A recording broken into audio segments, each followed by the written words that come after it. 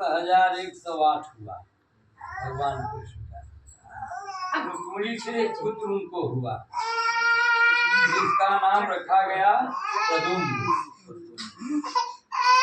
प्रद्युम्न अगले जन्म के कामदेव थे।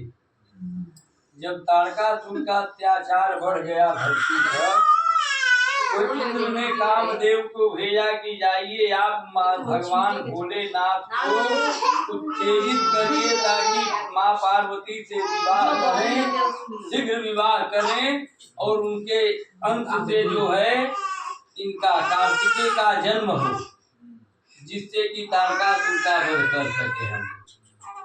कामदेव गए, भोले बाबा पर बाण तो चला दिए, समाधि में थे। जब भोले बाबा ने अपना तीसरा नेत्र खोला तो कामदेव जलकर भस्म हो गए। जब कामदेव जलकर भस्म हो गए तो उनकी पत्नी रति रोने लगी। भोले बाबा ने कहा, देखो देवी, अब से तेरा पति का नाम एक अनंग होगा, वह बिना शरीर का सर्वत्र व्यापेगा, पूरे सृष्टि में व्यापेगा। और तुमको अगर शरीर से मिलना है तो द्वापर युग तक तुम प्रतीक्षा करो। द्वापर में जब कृष्ण अवतार लेंगे तो उनके पुत्र के रूप में तेरा पति मिलेगा। भोले बाबा बता दिए, अरे जब जदुवंश कृष्ण अवतारा, होई हरण महामही भारा, कृष्ण तनय होई पति तोरा, बचन अन्यथा होई न मोरा। भोले बाबा ने कहा कि जो कृष्ण का पुत्र होगा वही तेरा पति काम होगा, लेकिन द्वापर में अब तेरा मिलन होगा। अब बिना शरीर के वह सर्वत्र व्यापेगा तेरा पति। इस प्रकार से जो प्रद्युम्न थे उनका जन्म हुआ भगवान के पुत्र के रूप में।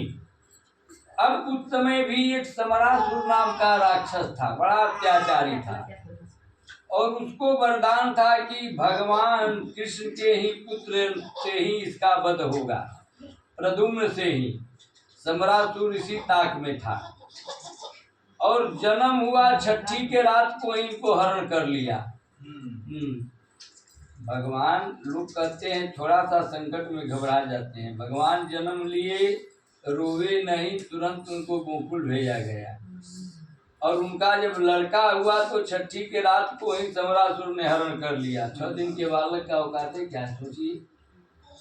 और लेकर जा रहा था मारने के लिए, तब तक नारद जी आ गए। कह रहे, समरासुर जी क्या कर रहे हो, तुम इतना महान पराक्रमी वीर हो और ये 6 दिन के बालक पर तलवार चलाओगे तो तुम्हारी अपकीर्ति होगी।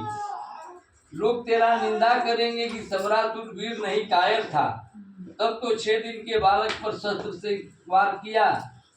कहा तभी हमारा शत्रु है, क्या करें। कहा समुद्र में बेच दोगे तो ऐसे ही मर जाएगा, तुमको मारना कहाँ है। समुद्र में बेच दिया। जब बेच दिया तो उसको एक मछली निकल गई। जब मछली निकल गई तो वह उसको जाल में मलाहों ने फांस लिया और वो उसको ले जाकर राजा समरासुर के ही दरबार में दे दिया। अब समरासुर रसोई के यहाँ भेज दिया, जो रसोईयादार था। तो रसोई में कौन था, तो प्रद्युम्न की पत्नी, कामदेव की पत्नी रति। नारद जी बता दिए थे कि देखो देवी, तुम समरासुर के यहाँ जाओ, भोजनालय में काम करो, वही तेरा पति तुझे मिलेगा। अब जो है कहा गया है कि जाको राखे साइया मार सके ना को, बाल नवाका कर सके यूं जग बहरी हो। बताइए, फिर वहीं प्रद्युम्न पहुंच गए। वहां उनकी पत्नी रति मायावती के नाम से वहां उपस्थित थी, नाम बदलकर। अब जो है उसी को दिया गया मछली बनाने के लिए। जब मछली को उन्होंने पेट चीरा तो देखा कि बच्चा है। अब सोचने लगी करे तो क्या करें, तब तक नारद जी आ गए। कहे नारद जी, देखो देवी, चूक मत जाना, यही तेरा पति है। हाँ, तुरंत जो है उनको स्नान करा के सेवा करने लगी। मछली बनाकर सम्रासुर को दे दिया खाने के लिए। लेकिन वो विद्या जानती थी समय को घटाने और बढ़ाने को। प्रद्युम्न की सेवा करने लगी और समय से पहले उनको युवा बना दिया, युवावस्था ला दिया। वह रति जो मायावती मायावनी विद्या भी जान चुकी थी, जब समय से पहले युवक बना दिया तो अब उनके साथ उसका व्यवहार बदल गया, पति का व्यवहार करने लगी। व्यवहार तेरा है, अनुकूल नहीं है। तब उन्होंने बताया, आप याद करिए हम आपकी पति रति हैं, आप कामदेव हैं, आपको भोले बाबा ने जला दिया था और आपको सम्रासुर के वध यहाँ करना है, वही ने आपको हरण करके समुद्र में फेंक दिया था। इतना सुनते ही जो है प्रद्युम्न जो है तुरंत शस्त्र लेकर और सम्रासुर को ललकारने लगे। युद्ध हुआ सम्रासुर से और सम्रासुर के वध करके और अपनी पति रति के साथ मायावती के द्वारिका में पहुंचे। विमान से पहुंचे। द्वारिका में जब पहुंचे तो भगवान प्रद्युम्न और कृष्ण में कोई खास अंतर नहीं था, क्योंकि पुत्र और पिता थे, एक ही स्वरूप था और कृष्ण थे नहीं वहां पर। जब वे पहुंचे तो कहीं बाहर गए हुए थे। अब रुक्मिणी जी थी, अब प्रद्युम्न को देखकर सोची कि ये कृष्ण है, फिर कहीं से विवाह करके लेकर आ गए। तो देखे कि नहीं, मिलता जुलता तो वही है लेकिन वो है नहीं। रुक्मिणी जी ने सोचा। तब तक नारद जी पहुंच गए। कहे, क्या देवी खड़ी क्यों हो, स्वागत करो अपने पुत्र का और पतोहू का। पतोहू कहे कि अभी तो साल भर भी नहीं बीता और एक साल में हमारा पुत्र जवान होकर आ गया। कहे कि हाँ, यही तेरा प्रद्युम्न है। इस प्रकार से जो है प्रद्युम्न का स्वागत हुआ। अब भगवान इधर जो है प्रद्युम्न का लड़का भी एक हुआ जिसका नाम था अनिरुद्ध। अनिरुद्ध एक बार बाणासुर की कन्या उषा। बाणासुर कौन था? मैंने बताया था कि हिरण्यकश्यपु का पुत्र हुआ प्रहलाद, प्रहलाद का विरोचन, विरोचन का बलि और बलि का पुत्र था बाणासुर। सोनितपुर में उसका राजधानी था। राजा बलि। सोनितपुर में वह भगवान शिव का परम भक्त था। भगवान शिव का भक्ति किया, भोले बाबा प्रसन्न उसको 1000 भुजा दे दिए। समझ जाइए, 1000 भुजा। अब 1000 भुजा लेकर घूमने लगा। कौन 1000 भुजा वालों से लड़ेगा भाई? अब भोले बाबा से गया था कि बाबा आपने मुझको भुजा देकर हमारे शरीर के भार को आपने बढ़ा दिया, इससे मुझसे कोई लड़ने वाला ही नहीं मिल रहा है। भोले बाबा एक ध्वजा दिए और कहे अपने महल पर लगा दे जाकर। जब ध्वजा तेरा झुक जाना तो समझ जाना कि मुझसे लड़ने वाला अवतार ले लिया है। देखना प्रतिदिन। अब उषा उसकी पुत्री थी और सखियों के साथ एकांत महल में सोई हुई थी। सखी थी बगल में। रात्रि में उन्होंने सपना देखा कि हमारे साथ एक पुरुष आया और हमसे प्रेम किया।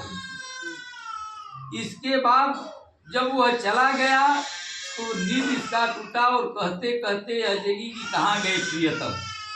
उसका एक सखी थी जिसका नाम था चित्ररेखा।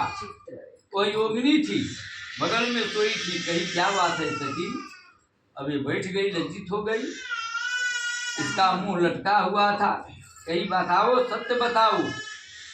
बताई। कही कि देखो, हमको एक स्वप्न में आया था, राजकुमार था, वह साधारण पुरुष नहीं था और हमारे साथ प्रेम किया और उससे यदि हमारा विवाह नहीं होगा तो हम अपना प्राण दे देंगे। कही, क्यों? तुम वीरवर बाणासुर की कन्या हो और स्वप्न में आया और उसके लिए तुम इतना व्याकुल हो, उसी से विवाह करोगी?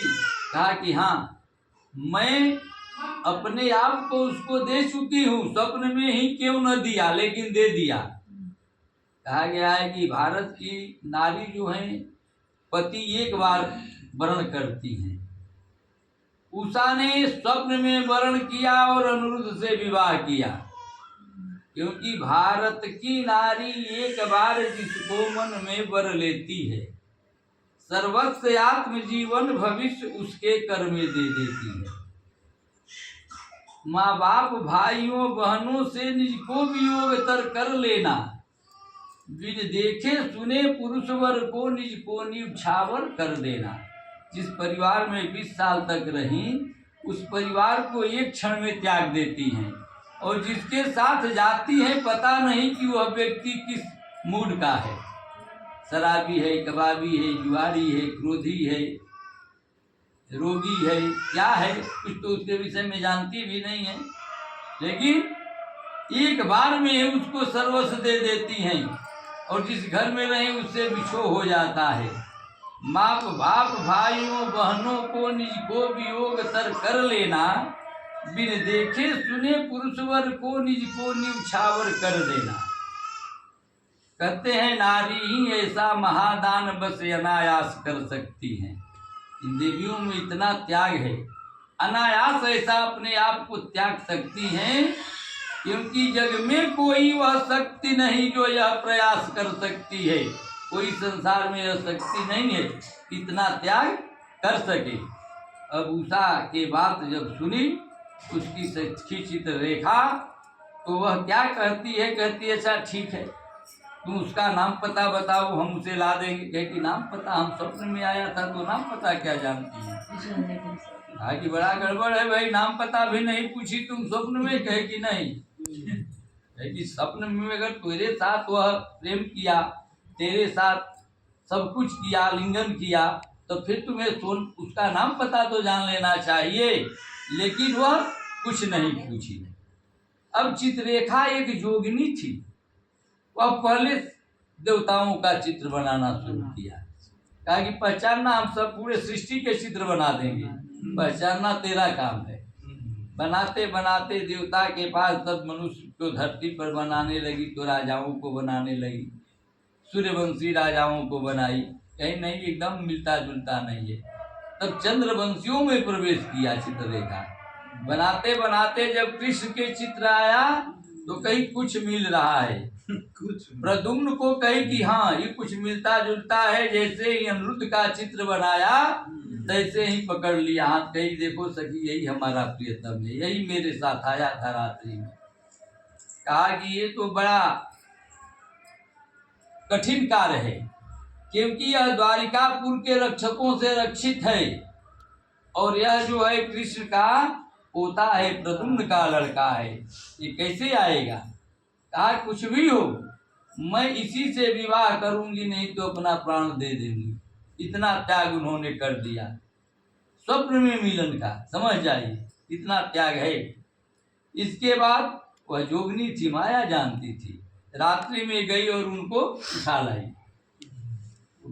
अब ये रहने लगे उषा के साथ। और उषा जिस महल में रहती थी एकदम उसमें पुरुषों का प्रवेश निषेध था, बाहर से ही पहरेदार रहते थे, समझ जाइए। अब एक दिन एक पहरेदार ने देखा कि रात्रि में उषा बड़ी जोर जोर से हंसकर बात कर रही है, और जिससे बात कर रही है वह पुरुष का आवाज है। सोचा कि भाई महल में तो जाने को हमको भी आदेश नहीं है, लेकिन बाहर से उन्होंने सोचा कि जिसके साथ बात कर रही है वह पुरुष है। अब सुबह जाकर बाणासुर से कहा महाराज क्षमा कीजिए, पता नहीं हम लोग तो इतने पहरेदारी के बाद आपकी कन्या के महल में पुरुष आ गया है। इतना सुनते ही बाणासुर आग बबूला हो गया और बिना कहे सुने डायरेक्ट उषा के महल में प्रवेश कर गया। जब प्रवेश किया तो देखा कि एक ही पलंग पर अनिरुद्ध और उषा बैठे हैं, बात कर रहे हैं हंस कर।